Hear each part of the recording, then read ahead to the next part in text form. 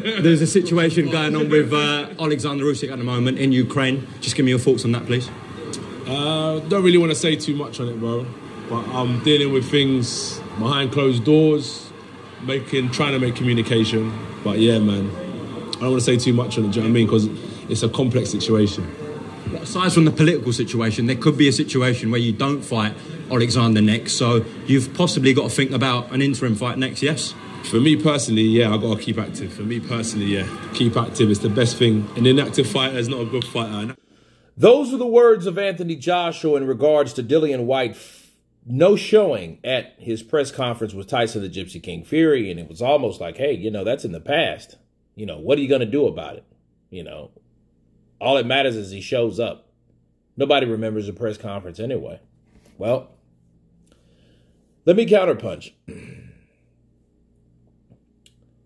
People would remember Dillian Whyte showing up, showing out. Not showing up, it's kind of like an incomplete. You know, it's almost like a person going to school. Like, hey, man, you remember that day that so-and-so didn't come to school? Or that so-and-so didn't show up? No, you probably wouldn't. What you would remember is, hey, remember that time so-and-so got in a fight with that one kid in, you know, after fifth period. And then, you know, guy got hit with a book. You know, the other guy hit him with a backpack. It was nasty. You know, he got a bad cut on the side of his face.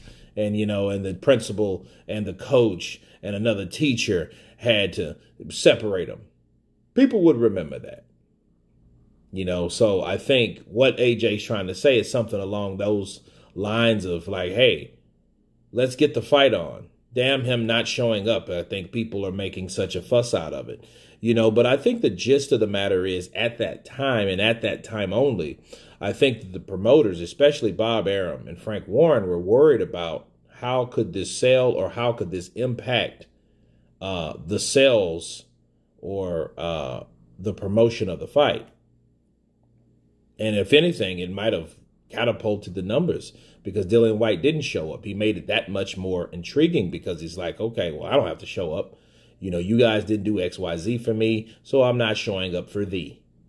Bars, right? But at the end of the day, it still sold over, what, 75,000 in 3 hours or something like that at Wembley. You know, so, you know, what could you do?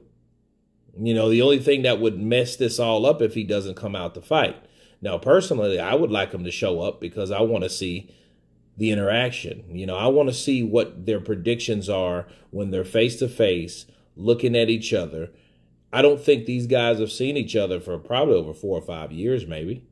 Right. So I want to see the result of all the trash talk, all the internet, social media beef. I want to see it all. I don't want to just see them just showing up at the ring. It was almost like it's too much for you guys to be around each other.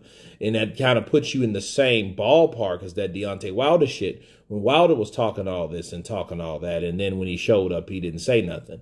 Well, Dillian Whyte didn't show up.